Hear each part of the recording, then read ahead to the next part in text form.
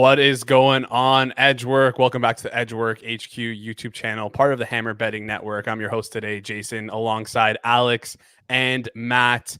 I know things are looking a little bit different today, but we'll be getting into the games shortly. Before we do, quick announcement from the host of Edgework, Zach. I wanted to bring this up before we even started the show, before we got into things here. So quickly, before we get going here, a quick official statement from Zack Phillips on his absence from today's show. Before Moretto started pushing this narrative, saying dodging Russell, don't want to do the Tuesday show. It's not true. Love the Tuesday show. Dogs are always barking on the Tuesday show. I would never skip the Tuesday show. Just happens to line up with Circles Off. 4 p.m. Thursday. Big guest this week. Tune in. Now, with that being said, in terms of show stuff and how you kind of respond to the people on the shows, I noticed that tonight there's a game, San Jose, 10:30. I've talked about them being one of the worst teams I've ever seen on the ice. Playing the Rangers, San Jose -1.5, despite Alber, could be the play. I love it. I had to start off with that one here. We got a play mixed in as well. I didn't even get to watch that before the show started, guys. So if you can do us a favor here, hit that like button for Zach in his absence. We appreciate it. Any thoughts on that, guys? Quickly, thoughts on one, first of all, the accusations that Matt's ducking you, Matt, or sorry, that Zach is ducking you, Matt. Wow, sandwich there. I'll be honest with you. He's, listen, whether he's ducking me or not, I mean, I think the proof is probably in the pudding there. I'm not gonna lie to you. I had a bit ready for our guy Zach. So we're gonna shelve that bit. We'll, I'll try to find another time to run the bit. But he's right. He was gonna walk in. He was gonna walk right into a bit, and he called the bluff, I guess, or he folded, I guess. But he walked right into a pair of aces or however, whatever sort of reference you want to make there. But he was right. He was right. He was right to bail. So you got to give him at least some credit for that. He could see the train coming down the tracks. Now I'm curious to hear what the bid is. Alex, thoughts on were you ready to dish out those allegations on Yeah, I mean, look, actions speak louder than words. He's not here. He hasn't been here several times on Tuesday, and that's all I have to say about that. I think he's literally absence. It's like a 50% hit rate for Zach on a Tuesday. Overlaps with Circles Off. I mean, give me a break. Like, come on, what's he doing here? And you're right, 50% hit rate in January. I think I've done 2 shows so far. So, I mean, I think what is this? And one in December.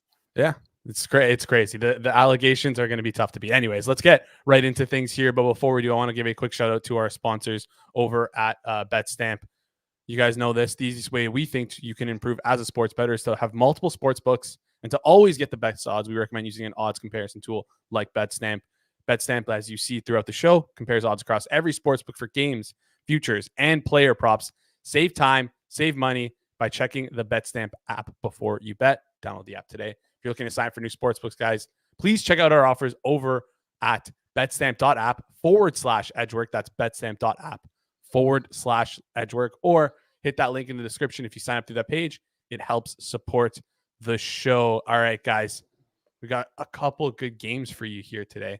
The Undertaker is going to be back. We're going to start things off with the Dallas and Detroit game here live at 7 p.m. The Dallas Stars are -139 favorites. Matt, you're liking the under this in this one as is expected, you being the Undertaker. So why don't you tell us a little bit about your handicap there? Where is this coming from? When have I ever been on a total in my life? Did I say Matt? I said Alex. Sorry, my brain is in a blender. What's going on? I can't speak words. Alex. First of all, an under? I don't think so. And 2, Alex, you're taking the under here. I've got bets on the side and total in this game, which is I'm excited to get to the side part because it seems like we maybe have a little bit of a head-to-head going on, which is we haven't had in a while. So that'll be nice. But I'll stick to the under handicap here for now, which is that. I mean, this is just an elite defensive team in the Stars, even without Heiskanen. It is possible he's back tonight. He traveled with the team on the road trip. DeBoer said, he wouldn't travel with the team if he didn't have a chance to play. Well, guess what? This is now the last game of the road trip. So is he going to play or is he not? I don't know. Either way, That's not necessarily a piece of news that like you rush to bet the under with, because he does help the offense just as much as he helps their defense. But either way, this is a, you know, elite defensive team in the Stars going up against a Detroit team that doesn't give up a ton and is backed by some pretty strong goaltending. And on the other side of the ice, they are really struggling right now to generate chances. Offensively, they've just been a mess. The worst offensive team in the NHL in the last month, masked by a little bit of a high shooting percentage at 5-on-5 over that span, which is higher than Vancouver. They're shooting like just under 12% right now at 5-on-5. That's completely unsustainable. Due for some serious regression. Both teams over 80% on the PK. Stars are 85th, third in the NHL. This just shouts under. Don't see a ton of goals in this one unless the Stars get some more bad goaltending like they have, you know, here and there in the past. It's kind of like been very inconsistent goaltending wise for Dallas. On nights they do get at least average baseline goaltending, then the unders are very strong plays for their games. Don't see this Red Wings necessarily contributing all that much offensively here. So yeah, under 6.5, good to around -110, which is very widely available here. Yeah, and I mean, you got a -102 that we're going to take off the board here, under 6.5. Low synthetic hold on this total too, with the over 6.5 over at Pinnacle at +100 here. So we're going to lock in that -102 on the under 6.5 here for a full unit there. And Alex, you also said you liked Dallas on the money line, but here's the thing: you alluded to it, Matt. You also like Detroit on the money line here. So we got a head-to-head battle going on. So Matt, I'll let you make your case for why you think Detroit might have the edge in this game. Listen, it's not nearly, unfortunately, and listen, we don't disagree that often when it comes to full-on head-to-head. So it's not nearly as spicy as it might sort of seem here. For me, with regards to pricing on this game, with Dallas being the favorite that they are, they're going to have Heiskanen back for the pricing to make sense for me in this game, right? So I can buy the Red Wings now and kind of keep my fingers crossed that Heiskanen doesn't play, and at which point I feel like I'm getting like a 3, 4, 5% edge, sort of depending on how much you value Heiskanen, right? And I think he does matter. You know, Alex mentioned it with regards to like the total, but I think he matters to the Stars, you know, especially on the road. As far as, you know, their win probability is concerned. So if he does end up playing, one, you're getting, you know, sort of first game back after a little, you know, some time off. So are you going to get sort of the full minutes that you would normally get out of Heiskanen? And at that point, if he comes back, you just kind of have a fair price on the Red Wings, right? So it's kind of this, you know, take a chance that you're getting a decent price here with Heiskanen not playing. And Alex is right. Like, yeah, they hoped he would come back on the road trip. This is the last game of the road trip. You would think he'd be back. That being said, when you bring him along with the road trip, right, if things don't necessarily go as well, it's not like they have to play him just because, you know, they sort of said that he would. And of course, Alex, you know, is aware of that. So, you know, for me, this is just kind of looking at this price going, this price needs to be with Heiskanen back. We don't know necessarily whether he is or not. And the worst case scenario here is I end up with a home underdog at a fair, reasonable price. All right, fair enough here. We got a little bit of a conundrum though. How should I track this? Right? Should I track both? What I was thinking here is I would just track. I'll put it this way: not track both. I've made the bet, right? So like I've locked in this, you know, sort of my point is, you know, sometimes it's like, well, let's wait and see if this guy's back and then we'll make this bet. This for me is like, make the bet while you can at this price. And then if Heiskanen is out, I would expect the price to lower. You know, if it doesn't, that's fine. But like, I think this is kind of the best of it that you would sort of theoretically get here with the Red Wings. Maybe if Heiskanen's in and you do get a better price later, you know, I can't imagine this going up to like a 150 or something like that, right? So, you know, I have plus 120. I don't know what the number you have right now. These things plus 126. Plus 126. So it's a little bit worse than what I had before. But you know what? Again, that's well within range here with a sort of theoretical Heiskanen not being in the lineup. And like I said, if he is, you know, we'll live with the fact that we have something better than plus 120 on a home underdog here with the Red Wings. All right, so we don't want to kill the Edgework account because you guys have done a great job building it up on BetStamp here. So what I'm going to do, both of you guys have made a great case for the money line. Chat, I hope you were listening, because what I'm going to do is I'm going to post a poll. And you guys get to pick. This is going to be the official chat pick of the week. I'm going rogue. Zach is going to kill me. I don't know if I'll be invited back here again, but we'll leave it up to chat for this one because I feel like both you guys made great arguments here. And we'll see you kind of where chat lies, and that's what we'll lock in here today. I feel like that's the most. To be fair, I didn't even actually really give a Stars handicap here. I gave an under handicap. Alex did an excellent job, and honestly, he started getting me thinking about making the bet. He made an incredibly good case for the under. Yeah. So Alex, right? give us your Monday line handicap then. Yeah, I mean, the Heiskanen news would be a boost, obviously, here. That goes without saying. This is like, there's not like a ton of wiggle room. It's not like Stars good to -160 here. This is like Stars -140, -145 or a bet. Other than that, nothing. This is just, honestly, this is just a Dallas team I have been waiting to buy on for a while now. I think we talked about it. You're a card-carrying member of the Stars. Yeah, I am. Yes, I am. Right. Yes, like, and I've had to hop off the bandwagon for a little bit lately, just because whether it's been with Ottinger hurt, goaltending, Heiskanen being out, they haven't really had the band together for a while. Kind of things are coming together now. This is now a spot where I think it's time to start buying on Dallas, and this is a Wings team that has just like completely riding their luck, it feels like lately. Whether you look at season-long numbers, last month, last like 8 weeks, they are generating nothing offensively. They're just being aided by a very, very high, unsustainably high shooting percentage. Their expected goal share is below 45% last month. It's below 45% in the last 2 months. It's pretty low on the season. I think the gap between these two teams is very big. This is a Wings team I've just been waiting to sell on. And yeah, I mean, obviously I definitely have some strong allegiances to this Dallas team. That has never been made a secret on this show. But yeah, this is just two teams I think trending in sort of opposite directions. And that is my reasoning for being on Dallas here tonight. Alex, fair enough. Do you find it strange that they went back to back with Wedgwood over the weekend? I guess it was, right, when he comes back off an injury, and they literally start him back to back after Ottinger, 4 straight games. He kind of felt like Ottinger might be kind of getting into a groove. He had a bad game in that last one. Mm-hmm. Not the most a vote of confidence type thing with Ottinger to be like, yeah, you know what, Wedgwood's back from an injury. Let's just throw him in back to back here. And I don't know if we have confirmed goaltenders just yet, but I think the expectation here is that Ottinger is going to play in this game. So that might help the Red Wings a little bit if the Stars don't even really feel that great about Ottinger. Yeah, no, he came back from injury and played really well for a couple games, and then he just had a rough one against the Flyers. And I don't know if he reactivated something or what. That's my only thought would be he had to have reactivated something to be held out of a back-to-back over the weekend. We'll see if he's healthy enough tonight. Wedgwood is fine. It's not like they've gotten terrible goaltending from Wedgwood, right? Basically, what they've been getting from Ottinger hasn't been exactly comforting. So yeah, either way, that doesn't really, I guess, necessarily change my my stance here on this game. I'm certainly hoping for Ottinger. I mean, there's some places that have him listed as expected, but of course we don't have. That means, almost next to nothing. So it'll be interesting to see who starts in that game. Yeah, so obviously a couple of different lineup issues.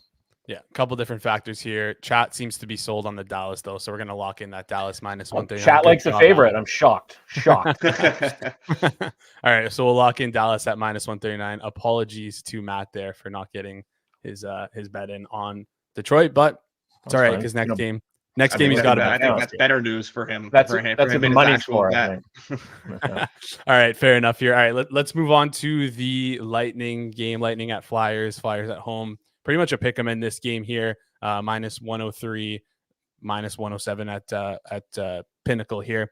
Matt, you're looking towards the Flyers for this game. So tell us why you like Torts and the Flyers here. Yeah, I mean, like most things, right? It's sort of a small edge. The Flyers up and down, up and down, up and down throughout honestly, the season, but certainly in the most, in recent times here. I have them honestly winning this game. Let me sort of see here, 53.8% of the time. So I would play it -112. It's -10. Get the best number there is -103. You can see there's some -110s and some -115s, right? So we're not that far off from projection. So you kind of get a rogue number here, pretty close to even money on the Flyers, who, the goaltending doesn't necessarily always add up. Certainly didn't against the Senators on Sunday, but you're going to get what you're going to get from the Flyers. You're going to get an effort, I should say, from the Flyers.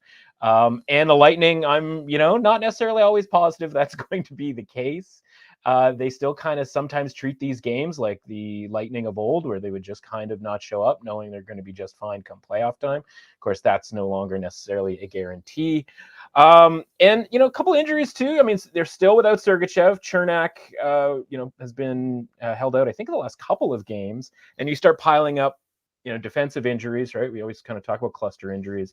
That has to start meaning a little bit to their win probability. Again, against this Flyers team that is, pretty deep and runs, those young legs at you over and over and over again. So yeah, I mean, I just have them as a small favorite in this game, and they're being treated as basically, an even money play here on some books, and that's pretty much it. Yeah, we're locked in that -103 here, which you can find over at Pinnacle. There's also a couple exchange apps, that are hanging a -103 out there as well. So if you're interested, you can go scoop that up. Market's more kind of slowly getting towards that -110 range for Philadelphia at home here. Go ahead. Sorry, Jay. Just worth mentioning, right? At this time of year, I mean, listen, at any time of year, but it's particularly at this time of year, like we can make a case like we just did for, Red Wings or Stars or Lightning or Flyers or any of these games. Cause like, we're 50 games or almost 50 games through the season. It's like, we kind of know what we know about these teams. Like last night was a really interesting game between the Golden Knights and the Devils, because it was two teams that were missing like between 3 and 5 key players. And it's just kind of like, once you throw that into the mix, like who knows what you're going to get, right? And so in some cases, maybe you want the plus money, maybe sometimes you want the home team or whatever, right? But like those games are sort of a lot more kind of inconsistent as far as what you're going to expect from the teams. These teams, like, there isn't much injury. We mentioned a little bit on the defensive side here for two of these teams in the last two games. But like, honestly, if you just look at the board and you kind of have a lean to one side based on your own numbers, and you can pick off the best number available on the board, right? It's the premise for BetStamp, in its entirety. It's like, yeah, at this point, like, let's try to get a couple of percentage points worth of value on this team or that team here or there. And honestly, that's what most of these bets at this time of year, January dog days here, we're not even at the All-Star break quite yet. A lot of that is just, it's just what it comes down to, is just getting a couple of percentage points off of line shopping. Which I know I just did like an infomercial there for BetStamp, which I didn't really intend to do. But like, and you say like, oh, what's the angle in this game? It's like, well, a lot of the times it's like, there's a pretty widely available better price. Yeah, fair enough. And that's usually like, that's basically what betting is, right? Like that's all we're, like you said, that's all we're here for, is just to get like that little small edge of value, and hopefully it comes in our favor in the long run here. Head over to betstamp.app if you're looking for somewhere to shop her odds. Best place to do so is at betstamp.app. All right, let's Alex, excuse me. Oh my goodness. You have any thoughts on this Philly game, or are you good with just moving on to the next game here? Again, I mean, Matt knows I'm a card-carrying member of this Tampa Bay Lightning team as well here. So. What do you, is your wallet like just Costanza levels? Yes, it is. All the cards, the hip pain that I have is off the charts. Weekly Cairo appointments, for sure. Just thankfully, they have all in there, and cards for the Predators, the Stars, the Lightning. Yeah, God help us. Tampa's playing a lot better right now. But again, consistency a bit of an issue with them. They've turned it on a little bit. You know what kind of effort you're going to get from Philly. Tippett's out. It's kind of like I can see the case for either side. I think the price is about fair. I have nothing on this. This was a game I did want to be on an under, but I needed I thought, I mean, the way Tampa games have been priced, I thought we were going to get like a 6.5 in the -115-ish range, 120 maybe, but we definitely have not got that. All the 6.5s are out to like -125. So there's nothing I'm going to really want to do with that. But like, you look at kind of how Tampa has done most of their damage lately, and, 5-on-5, both of these teams not necessarily generating a ton. It's the power play that the Lightning have been doing most of their damage. And well, they're up against a Flyers team here that is pretty elite on the penalty kill. So I think that kind of helps to neutralize it a little bit. So I did want a 6.5. With Tippett out, I wanted to be on the under, but yeah, it didn't quite get the price I wanted. So nothing for me here. So just, right. I mean, real quickly, right? Like, sometimes you kind of have to dig super deep with this stuff where, you look at the Lightning's results, and when we look back at this period of time for the Lightning, once the season's over, you'll be like, oh, okay, there's a couple of really nice wins there, but there are some the schedule has been really cozy for the Lightning for sure recently, yeah. right? And not even just sort of like quote unquote bad teams necessarily, but like good teams that have been playing bad or that have had sort of a rough go of it. So I mean, starting with injuries, New Year's like Eve, in the Devils case, right? yeah, I mean, you're going to eat Devils, and that's a 4-3 like OT win at home, and it's like, yeah, is that really that great of a result, right? Kings, same deal with a 3-2 overtime win at home, which they had to make a comeback late in that game, and like the Kings have like one win in their last like forever, right? And so like, and so like we'll look back at the end of the season and be like, if these teams, listen, I don't know that they're going to face the Kings in the Stanley Cup Finals by any means, but like you look back and you'll be like, oh, like they were 2-0 against the Kings, and like that'll feel a lot better, at the end of the season. But when you go through it, and outside of that, it's the Wild without Kaprizov. They lose to the Jets on the road. They beat the Ducks. Congratulations. They beat the Sabres. Congratulations. And of course, they lose to the Red Wings. And even going back to New Year's Eve, they got smacked by Boston somewhere in there as well too. Oh, there's a beatdown in Boston, and even going back to New Year's Eve where they beat Alex's Habs, right? Montembeault saved 80% of his shots there. That wasn't exactly a lights out goaltending performance that they faced. I think it was 16 out of 20 saves there. So it's easy to kind of look and be like, okay, like they've turned it on. And I'm in general any sport, I'm kind of against the concept of a team that can flip the switch, right? Like I don't really think that's a thing. Unless there's something drastic that happens sort of within the structure of the team. So I just look at it and I go, okay, like I feel like I'm kind of seeing through a little bit with the Lightning here, where we all kind of want them. And Alex and I were sort of on the idea that the Lightning are going to kind of get better throughout the season. And, good for them. The results are happening. They're putting the points on, in the standings and whatnot. But like, once you kind of dig a little bit deeper, it's like, okay, like I like a little bit more here than just, as Alex mentioned, kind of relying on the power play, which, listen, the Lightning have long relied in a lot of ways on the power play. They just had a better 5-on-5 game to go with it. And, Alex says, right, like the Flyers and Tortorella's got the penalty kill going pretty well there for Philadelphia. So, again, all this to say, right, it comes down to like a 2 to 3% edge here on a team that I think should be a slight favorite, and they're a slight underdog. Yeah. All right. Let's move on to the next game here. We got a couple more games to get through before we close out this show here. Going to head over to Minnesota, where the Capitals are taking on the Wild. Alex, Undertaker, you like the under 6 in this game here. So break down, cut us a promo here for your handicap. Yeah, this is, one of my, I've got 3 unders tonight. This is probably my favorite one. I think this is just a wild overreaction to the fact that like Minnesota, no pun intended, a wild overreaction to the Wild's offensive outburst over these last 4 games. Like you look at, the Wild schedule, and they've beat up on Florida. They scored a handful of goals against Tampa. They scored 5 against the Islanders, and then they scored 5 against Carolina. And it's like, wow, hey, this team is coming along offensively. They're not actually, though, because they generated 6.5 expected goals over that entire span. They scored 11 at 5-on-5, though. They scored 3 empty netters. They scored 5 power play goals against Florida in just a very weird game for them, where like Bobrovsky was terrible. There was a shorthanded goal in there. They scored a couple of power play goals against the Islanders. Like, this is not like some sudden offensive outburst. Their offensive numbers are still very much in line with what they've done all season. Neither of these teams can. Yeah.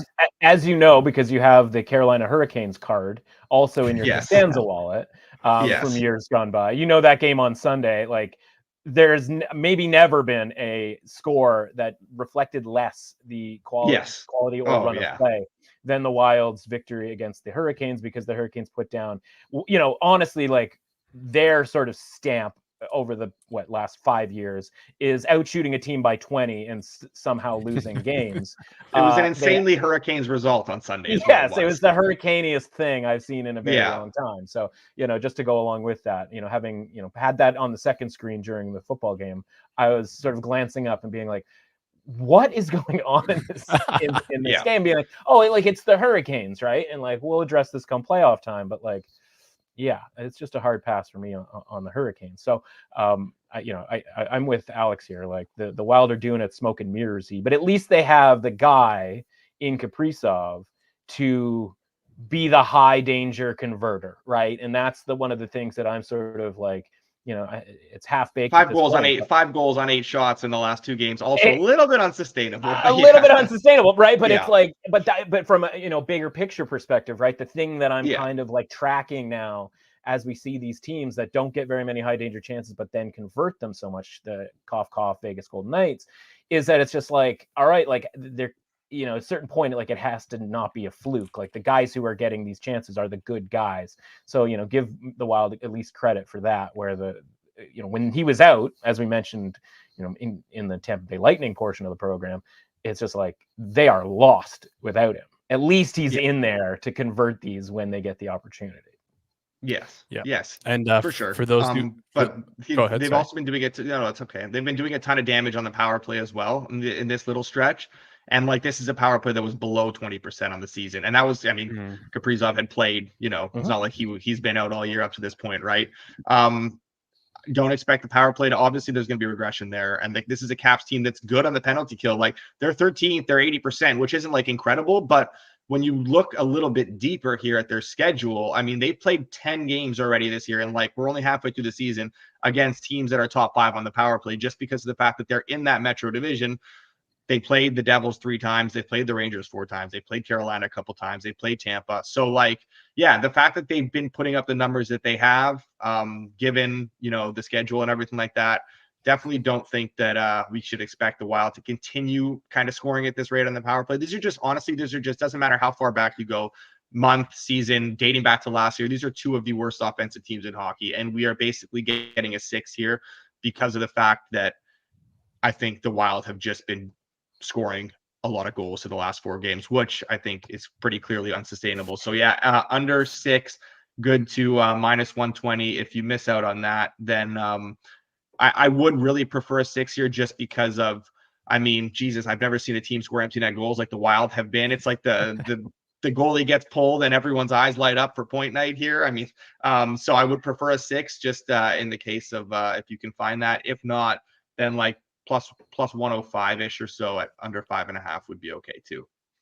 Couple books hanging a 6, Bet365, DraftKings, Caesars, Pinnacle, and then there's also a 5.5 under 5.5 out there at plus 106, plus 105. Pretty widely available stuff here. So should be able to scoop that up. We locked that in at the under 6 minus 115 there. Before we get into our next game, I just want to give you guys a quick reminder. I think Zach's been doing this on this show. He mentioned it yesterday, but we have a couple of giveaways we're going to be doing here over at the Hammer. So make sure you check out thehammer.bet/the-nails. That's thehammer.bet/the-nails. You can see the link in the chat right here. If you're looking to win some Pinnacle swag, if you're looking to win some Bet Stamp swag, go check it out. Just check it out. It's a lot of fun. We'll be interacting with our creators a little bit more there throughout the year. So go sign up, thehammer.bet/the-nails. All right. Last 3 games on the board for us here today. We're going to move on to the Ottawa Senators taking on the Montreal Canadiens, which is just honestly don't know why that is being televised at all. I don't know if it's going to be televised. All right. See you guys later. Matt, you like, wow. Wait, do I have this right? Matt, yeah. Matt, wow. All right, Matt, you like you the Habs tonight, which is very odd. I thought Alex would be on this one, but I guess not. Matt, tell us why you're going to lose some money on the Habs tonight. Yeah, and I'm looking forward to it, because I don't get to very often, because very rarely does Montreal show up in sort of a valuable position for me. But if you lose enough games consecutively, or in I don't want to say embarrassing fashion necessarily, but in high scoring, giving up a ton of goals, et cetera, right? The market's going to sour on you pretty quickly. So a 9-4 loss on Saturday certainly qualifies in that department. So whether that's why, is that not good? It's definitely not good after you lose 6-2 to the team that you're going to play tonight, right? And so maybe we're just walking into a sort of hornet's nest here. We're gonna step on a rake, fall to our death here with the Habs going against the Senators, having lost 6-2 to them and 9-4. But whatever that, whatever those results, I guess it created a little bit of value on the home underdog here with 2 teams that, honestly, I don't want to say there's not that much difference between the two, but like kind of not really all that much difference between the two, because Ottawa depends on goaltending in like a way where it's so bad all the time. They depend on it just being okay, versus teams that have average goaltending, and you might, depend on it to be good on a given night. But there's just kind of nothing to say that to predict that the Senators are ever going to get good goaltending. And honestly, them getting good goaltending over the last few games, where, I think they played, honestly, one of their better games of the season against the Jets on Saturday and only got a point out of it because they lost in overtime 2-1. I'll admit I did not watch their game against the Flyers. But, getting decent goaltending here for the last, I think, 3 games or so, call it stupid, but like kind of feels like, if you're a Senators fan anyway, you probably know what's coming next. And that's probably getting a shell job here at some point. Now, can Montreal necessarily pull that off? I don't know. All of this is sort of window dressing to say that Montreal's rating is a little bit too low for what I think they're sort of capable of. And Ottawa's rating, which has always kind of been a little bit higher than their results, right? I would have to, do a mega dive into it, but like, the Senators, relative to their pricing, might be one of the worst bets all season. Again, them winning a couple of games here, or playing pretty well in a couple of games, I don't think necessarily justifies all of a sudden that they have been basically rated kind of just a few percentage points below average for much of this season. So I think you've got a below average team going to a, thoroughly bad team, but we're getting a price that suggests that maybe the Senators aren't, as bad as we necessarily think they are. And I still think they are. All right, we're going to lock in that plus 126 for the Montreal Canadiens here. Sad to see that $100 goes on, $100 go on the Edgework account, but hopefully the rest of the bets can kind of buoy us and offset this loss here. But anyways, let's. Would you prefer $150 on the Ottawa Senators on the road?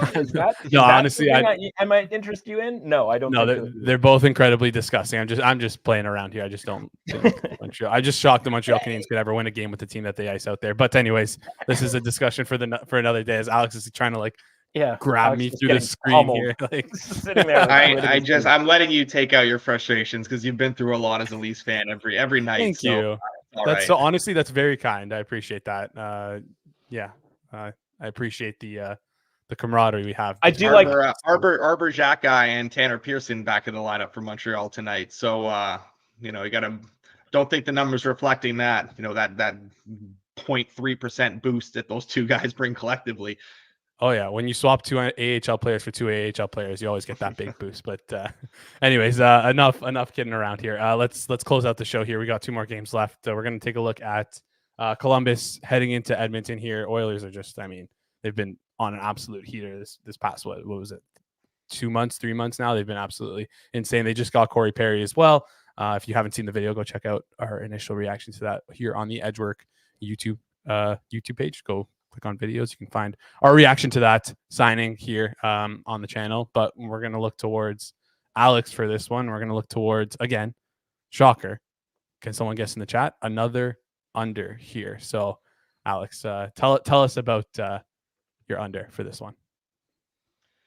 Yeah, I mean, this is I've been on Oilers unders for so long, and I'm just keep waiting for the market to catch up. And not only has the market not quite caught up, they've actually adjusted higher for this game, which is incredibly strange. I don't know what's going on.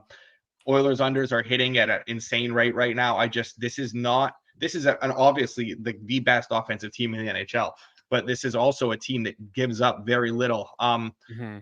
Skinner's been playing great. Maybe he's not going to play tonight. It's very possible that he gets the rest tonight against, in this game against Columbus. But Columbus is generating nothing, and they're going to have to actually get shots on net in order to beat Calvin Pickard if it is indeed Pickard here. And getting a 7 at minus 115, this is Columbus in general. They're playing better, not because of the fact that they're scoring a ton of goals. This is still if you look at the last month or so, they are the 3rd lowest event team in the NHL at 5-on-5. They're just not giving up a ton of chances. They're not generating chances. I don't see any sort of uptick from them offensively here, obviously, in a very, very difficult matchup. Unless Edmonton scores 7 goals and, Columbus can get one, which I'm not going to put past Edmonton at any point. That's always a risk when you're betting Edmonton unders. They haven't been doing that lately. Their unders keep hitting. I'm going to keep hitting them as long as we're getting these prices. So yeah, I mean, this under 7 minus 115 is good for me, and I think there's a decent amount of wiggle room there. Yeah, are we sure you need shots on goal to win a game? Because Yes, the that's Arizona true. Coyotes We did see Lawson Krause score last night. With, would disagree. yeah. I didn't see the goal. Like I saw I saw the goal, but I didn't see it before I saw the listing, and it said empty net, like Krause empty net power play in like the middle of the game, and I'm just like, I don't understand how that's possible. And then it occurred to me, oh no, I know how it's possible to have empty net power play. And I'm like, so then it's like, okay, I got to go see this. And sure enough, yeah, own goal with the goalie being pulled. So crazy stuff. Yeah, just another dog days of January in the NHL here. We handicap this stuff. Under digits move here. We got the minus 116 that's available over at Bet Rivers. But are you okay with taking it, Alex? This out to minus 120, which seems to be like pretty widely available here. Yeah. Okay. So 7 we're gonna lock that in. Is fine. Yeah. So we're gonna lock that in 7 minus 116. Tons of that's still available on the board here. But also if you're watching this maybe after the fact, 7 minus 120 if that's still available. That's willing to play that out there. 2 more games here. Next game we got is Buffalo taking on the Anaheim Ducks. All right. Do I play the clip for this one or? You know what? It's as ugly as it's going to get. We'll discuss. I mean, listen, we're not going Blue Jackets. And well, yeah, play the clip. The disgusting brothers. Don't call us that. Yeah, this is as ugly as it's going to get because we're not taking the Blue Jackets. We're going to need a lot more to take the Blue Jackets over the Oilers. And I was on the Sharks last night. Shout out to our guy, friend of the show, Todd Cordell, who's back at work after having a kid. What does that mean for me? Means I no longer have to do daily hockey articles, which while the NFL, I've been engulfed in flames in the NFL season altogether, but particularly the postseason. I've also been having to grind out these hockey articles.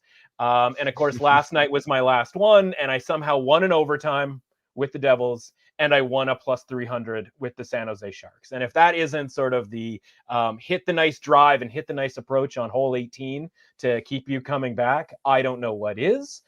So you missed out. If you didn't read the article, you missed out on as disgusting as it's going to get all week because San Jose's won 2 straight, and I'm not about to take them to win a 3rd straight game, especially on a back-to-back, while honestly LA has the Rangers being in LA on Saturday night have beaten them to San Jose. So that leaves the Anaheim Ducks here at plus 141 is what I got down on it. We'll see if there's a better plus price 140 there. is plus right 140 is basically the standard here. Yeah. Yeah, that's good enough for me. I mean, this is sort of like the Sharks Junior, right? Where we would look at Sharks games and we would be like, okay, who's a team on the road that ever deserves to be the odds that some of the teams were when they went to San Jose, right? Like the Philadelphias of the world. It's like, would you ever lay minus 250 on the road with Philadelphia? At which point, okay, you know what? Probably makes sense to bet on San Jose.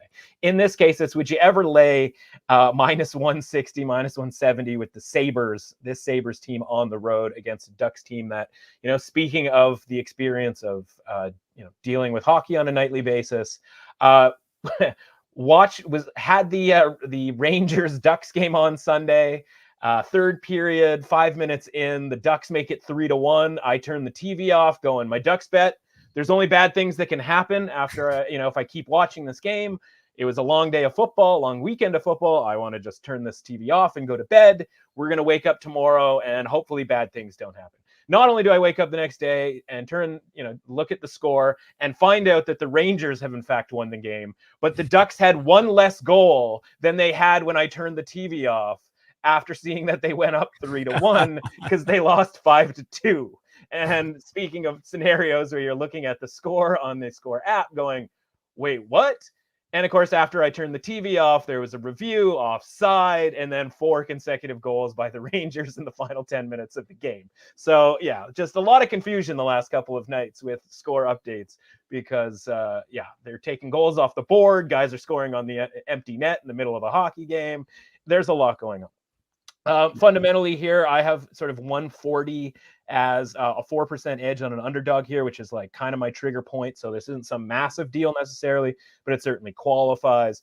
And this is fundamentally having, I think we talked about this last week, watching the Sabres and the Sharks play on that Martin Luther King Day at 12 in the afternoon. The Sabres team stinks. Like, it's a bad scene. So, that's fundamentally the handicap is I think this team stinks. I think the Ducks are at least playing a little bit better here, even if the last 10 minutes from Sunday night wasn't necessarily the highlight of my weekend, or at least my Monday morning. So, yeah, give me the Ducks here at a decent price to bounce back from that fiasco on Sunday. And take down the Sabres, who honestly, I don't know that I even trust them at home, let alone on the road against anybody. There was a Saturday fiasco with the Ducks too, where Duck Sharks under 6. I had that, and it was 0-0 with under 5 minutes left in the second period, and that did not get home. So that was a fun one. Speaking of, I had the Sharks in that game. I had the Sharks last night. I just won 2 consecutive bets on the San Jose Sharks. If you think I'm trying a third, you have lost your mind. So as much as we like to get disgusting, boy, you must be outside your mind. We are not doing that. It'll probably be a good month or so before we're talking Sharks again, as far as the money line bet is concerned.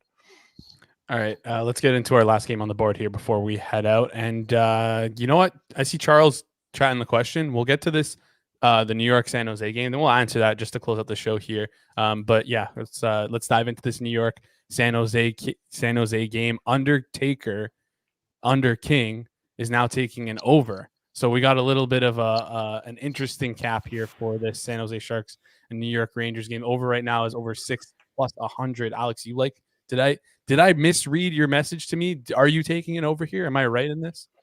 Yeah, I'm taking it over here. This is I was on the over last night in the Sharks Kings game, and I'm going back to the well here with another over. I mean, there's no 5.5s at minus 125. It doesn't look like. So anything 6, the 6 plus money 6s are gone too. That's tough. There is tough, one. To be honest. One They've been good. There was some plus money. I'll go to minus 105 anyways. But there's not a lot of wiggle room once you get past that point. But this is a Sharks team that offensively has ticked up significantly over the last little while. They're generating opportunities, whether it's balls to the wall, we don't give a shit, let's just go out there and play like some run and gun hockey, or whether it's the fact that they're actually figuring something out offensively, I'm not sure, but they're generating a lot more chances than they have early in the season. They're playing some actually pretty solid hockey. They're middle of the pack offensive team over the last month, 6 weeks or so, still giving up just to holy hell all the chances in the world. And this is a Rangers team that is lights out in the power play. Sharks are dead last on the penalty kill. There's a lot here that suggests goals. A tired Sharks team playing on a back-to-back. Obviously, Logan Couture being back for them too helps them, gives them a little bit more depth down the middle, helps that offense. So yeah, this is I've been on a lot of Sharks unders this year, and now we're starting to trend the other way, where I think this is going to become a bit more of an over team. And again, not a lot of wiggle room because it looks like all those plus money 6s are gone now. So if we can, anything up to minus 105-ish though on the over is good for me. Got the over 6 plus 100 here. You can find that over on Bet365. And then also, as Zach requested from the video off the top of the show here, that San Jose Sharks minus 1.5. You can find that at plus 600 over at FanDuel. You might want to line shop for that one. I shopped a couple books. That was the best price I could find. You might be able to find a better price. So please do your line shopping there. Before we head out here, Charles Stahl has a kind of really interesting question for us here. Where are you guys at for Calder right now that Bedard is missing more time? What number is Bedard to buy at, or is he going to miss too many games for him to kind of be a buy here? And then also, if you guys don't think Bedard's going to win, who do you have as your favorite? If Bedard doesn't win here, do you think it's a guy like Brock Faber? Matt, we'll start with you. Well, I love that he asked it, because I was thinking about this yesterday and I meant to bring it up today. So I'm if I had, I don't, this isn't me in the chat under an assumed name. But this is a great reminder that I wanted to discuss this, honestly, because I want your guys' opinion about it. I have kind of all throughout the season, or even before the season, just on the idea that like I reject the notion that anybody should be kind of a minus 400 favorite to win an award, certainly rookie of the year, not because we didn't all expect Connor Bedard to be good, but because of the, potential for injury, especially a kid who's, 18 years old playing against, men essentially for the first time. Like the 82 game schedule is going to add up, and they weren't, listen, they're not going to give him load management over the course of the season, right? They're just going to keep running him out there, especially since he's the only thing that's kind of, worth anything on that team right now. But yeah, there's a certain amount of games that like they literally make this the case in the NBA. I think it's more of a figurative thing in the NHL. But like there should be kind of a minimum amount of games here that you got to play. And and the reason I sort of thought this is because last night, the update came up that he was going to be out another 6 weeks, and I sort of turned to my wife and I said, well, the groundhog saw his shadow, 6 more weeks of Connor Bedard winter. And as much as we're in the dog days here, like you start adding it up, man, and 6 weeks means like early to mid-ish March. And the thing that I've always sort of thought here with regards to the Calder is like I don't want to play another forward to beat Bedard, because I don't, even with a 20 game absence, and we'll see what it ends up being, right? I think it looks like right now it's gonna be more than that. But even with, something of an absence, a predictable level of an absence, right? Like a 15 games over the course of the season type of absence, like I still think he's going to outperform every other rookie forward. But my eye has always been on Hughes, with the Devils. And now we're sort of looking at maybe like an Urson with Philadelphia. Like if he ends up being kind of like the goaltender they ride and they end up managing a playoff spot, like he's at like 33-1 right now. Like, how is that not worth a few dollars, to maybe go along with Hughes as kind of the, alternative positions, things that you don't obviously, you obviously don't have to have like the same amount of points that like a forward is going to be apples to apples, right? You're going to get compared from a point perspective with Bedard, but defensemen, especially on that Devils team where like it's getting thinner and thinner here by the minute, and they have to rely, that much more on the younger Hughes. Again, like I said, a goaltender, right? That's a definitive oranges to apples comparison. So those are the two guys that I'm kind of looking at going, okay, Bedard could come back in 6 weeks. And, listen, he's also coming back from like a broken jaw, right? Where like there's going to be a fitness element to this too, where you're not eating, correctly, et cetera, which is honestly probably why they've extended as far as they have. So there's no guarantee that he's coming back and he's going, scoring these goals, roofing at shell from all these angles when he comes back. So, the amount of points that he's got here might be pretty close to the amount of points that he has at the end of the season, at which point the door is wide open for some of these longer shots. And if he wasn't still the favorite and there weren't, some big plus money other options out there, it'd be a different conversation. But the reality is like he's being lined like this is a 60 to 70% chance of him winning the award. And it's hard to make that, I find it hard to listen to a case that's still that's still in play for him at that win probability rate. Yeah, fair enough here. And like you mentioned, projected to be back mid-March. I think you said, like, at what point do they just say, you know what, like this season is toast, right? Like we can easily just shut him down. I don't think they'll shut Bedard down. I also don't, just to clarify, they didn't say it's another 6 weeks. They just said that the timetable was always had 6 weeks in it. So like he's still on the same timetable as when they announced him out. So he's not out 6 weeks from now. He's still like expected to be out 6 weeks from when he was out, which is like maybe a month-ish from now. Okay. Well, that's fair. So I gotta write this down. Now, yeah, a lot of. I personally, I think that Brock Faber is maybe the only other guy I would look at. I know a lot of people liked Matthew Nyes early in the year, but he sucks at hockey, so you can't. Well, hey, Joseph Woll 60-1 might be coming back after the All-Star. That's another Band-Aid right there. I'm sure he'll pull another groin when he comes back. But honestly, kidding aside, Brock Faber, I think, is a decent look because he's fantastic and he's going to keep getting the minutes. Luke Hughes is obviously fantastic. I just worry about whether if, Siegenthaler comes back in like a month or so, month and a half-ish, whatever, like, does he lose some of those minutes? I know Dougie Hamilton's supposed to be out until April. Realistically, I can't bet against Bedard here. I think someone needs to do something pretty spectacular.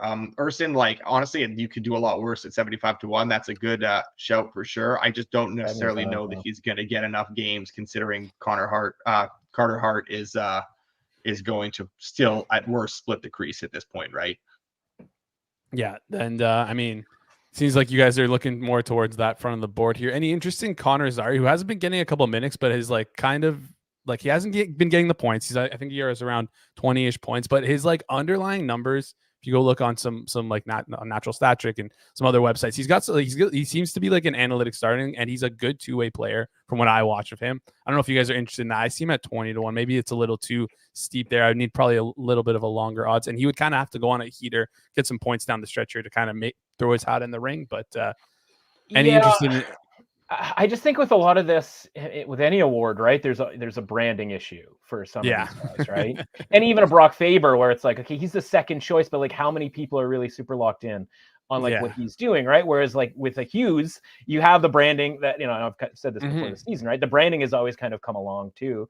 And then kind of any goaltender that, plays really well always kind of gets themselves into the mix, especially, let's call it what it is, right? Especially if it's an Eastern Conference, Eastern major market goaltender on a team that wasn't expected to make the playoffs and has a chance to do so, right? So, those are the sort of other elements versus versus just looking at the stats. And again, like you mentioned, right, like this is it's great that he's a two-way player, and that's like super, that's great news, for his team going forward, but it's not necessarily going to get you the attention, right, where people are still going like, I don't know who that is, right? That'll earn him some pity votes from people who like put him, not pity votes, but people who are like, I know his underlying numbers are good, let's give him some third place votes here. I was gonna say fifth place vote, just like put him right in there, right? But like as far as like if you're actually looking for somebody to beat Bedard, like they have to be doing something different, and they're not going to do something different by outscoring him or outflashing him, right? They're going to sort of be on the same level as far as like marketability